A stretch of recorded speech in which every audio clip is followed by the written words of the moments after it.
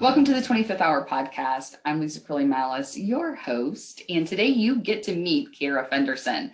She's the CEO of the Ambition Studio. She shares with us her productivity bottleneck, and then when we're finished and turn off the recording, what you don't actually get to experience are her and I brainstorming a couple potential solutions for her. So I decided to pop back on and give you a couple ideas on things you can do if you find that you're having some of the same challenges that Queirra was having. So sit back and listen in.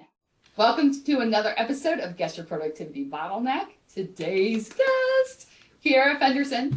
She is the CEO of the Ambition Studio, whose purpose it is to help women business owners scale their business without the burnout. Welcome. Thank you. Thank you for playing. And like you, before we started the recording, you just said, bold and authentic. Yep. I'm going to answer the questions and see what comes out. Let's see. I'm so excited. Let's do it, Lisa. All right, so here we go.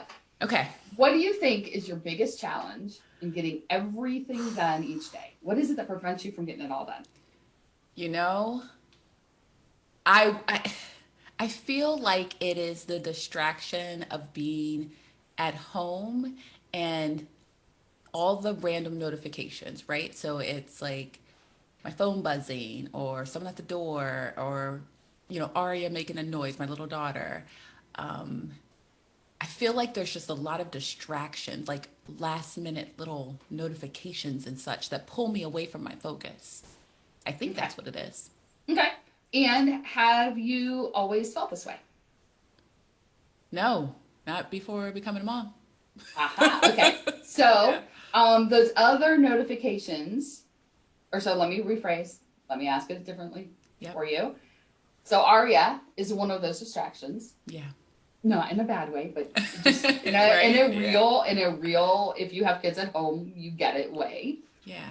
And you also mentioned those other things, notifications on your phone, things like that. So were those a challenge before Aria?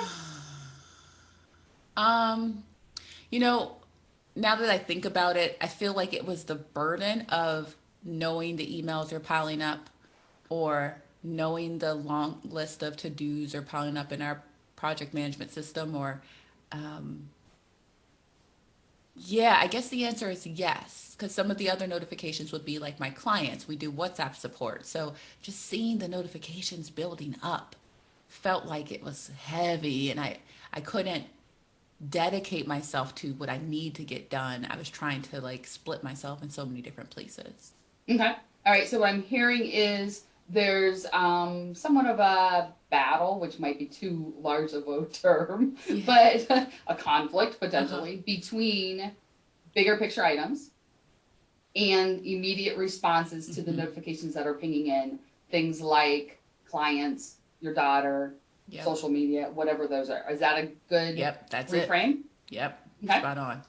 And talk to me about how is your calendar set up in a way to allow you to handle those two priorities? Oh my gosh, I love this, Lisa, because I'm telling on myself here. Oh, it's set up beautifully. I am time blocking beautiful, okay? I have inbox 0 in the beginning. I have a 30-minute block for clients. It's set up. Am I doing this stuff? No, that's the distraction, right? So let's say at 9 a.m. for the next 30 minutes, I'm cleaning out the inbox. Or I'm playing with Aria, or I'm journaling or something. It's just my day never starts at that 9 o'clock block. And I don't even, I look at that block and go, I don't feel like going through email right now. I want to do something different. So it's procrastination, if I'm being honest. Okay. And thank you for being honest. Yeah. And so if we look at what you initially thought was notifications pulling you apart, it may not be that piece. And I'm going to even say it may not even be procrastination. It's creating a schedule that you want to follow that allows you to handle the immediate needs of your clients and your daughter and also run your business. Right. And those two things are different. If the solution relies on willpower, it's the wrong answer. You know this, I know this. Willpower is a finite resource. And so if you're making yourself every day get in there and do something you don't want to do at 9 a.m., it's the wrong schedule. Yeah. That feels like such a duh moment. Like when you just said it, I'm thinking, wait a minute. I literally been tracking how often I get started at 9 for the past month or so. And no, not happening. Like it just does not happen. I do not want to. Yeah. So now, yeah. Yes. Duh. Yes. And you know, as a certified coach, Yeah. you know how difficult it is to see the frame when you're inside the picture.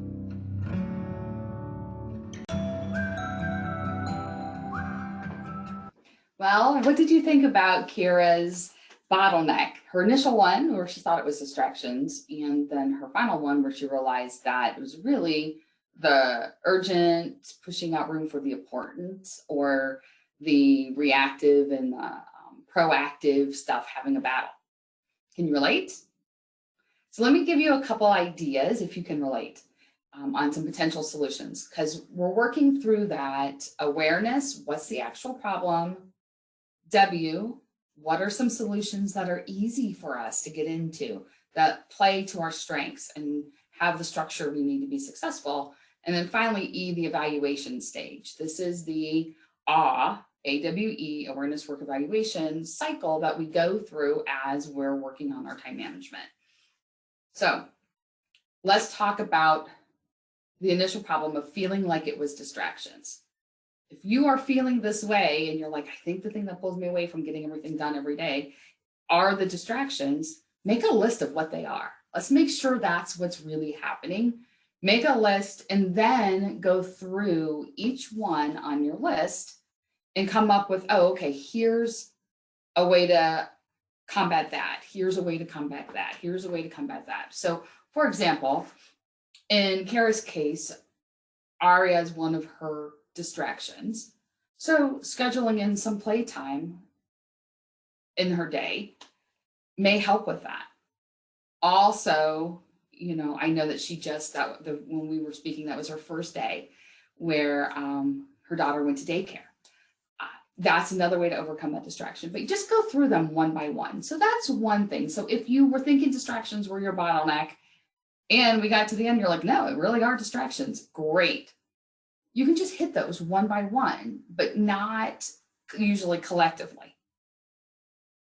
But if you find that yourself sitting in the other position, where Queirra actually ended up finding herself, where she was losing time for important working on the business because she was stuck in that slog of email and responding back to clients, and not that that's a bad thing, but it was taking her away from the bigger stuff, you know, being responsive to her team members on Slack, on Facebook, you know, all these things tugging little pieces away from her. If you find that you're in that place, then there's a couple things that you can try to do. One is give yourself an hour, 2 hours, 3 hours where you turn off everything and everybody knows you are unavailable. Whatever that looks like. Your team knows that you are out of pocket. Your clients know that you're not going to get back to them, whatever it is. A couple hours. And then use that time to focus in on your biggest, hardest, toughest tasks. That's one way to attack that. Another way to attack that is in smaller chunks. Every half hour, give yourself 10 minutes to respond or to check and catch up, or however that can look. Another one is potentially, if you're getting slogged down and bogged down in email, hire a VA or an assistant to filter through, so the only emails that you get are the ones that actually really, really need you. With your team members, I love a try 3 before me policy. If they're asking for your input on things, ask them to dig in and see if they can find 3 solutions or 3 resources before they come and ask you, whether that's other team members, that's Google, is it old encyclopedia sitting on a bookshelf? I don't know, whatever it may be. Have them search their own resources. One thing I will say, if you're in this position and you are getting a lot of requests from team members for clarification, usually what that is if you dig down deeper into that, what you find is that that is in itself the bottleneck. you're not delegating very well or very clearly. And you need to go back and up your delegating skills if you find that you're in that position. I will say a great resource for that, go to delegatelikeapro.com. Laura Lacursi and I partnered together on a short delegating group program, and we can get you through its 28 days. We can get you in and out in under a month, and that delegating problem is totally fixed. That's a symptom, though, if that is the actual challenge. So that hopefully one of those many ideas, random ideas I just threw out at you, is helpful. Whether your bottleneck actually really was distractions, there are some ideas. Or if you find that your bottleneck is that competing priorities, working in versus working on the business, being responsive versus, trying to do those bigger picture things. Hopefully there's something there. So here's what I would love from you. Shoot me an email back, lisa@impactivestrategies.com, and let me know, do you like this new format? Do you like looking at the bottleneck and then hearing some potential solutions at the end? Let me know. Also, I would love to know, what did you find valuable from this episode? And finally, just a reminder, when you are able to accomplish and get rid of your biggest productivity bottleneck, you create that extra time in your day. Hence the 25th hour. How do you want to spend your extra hour every day?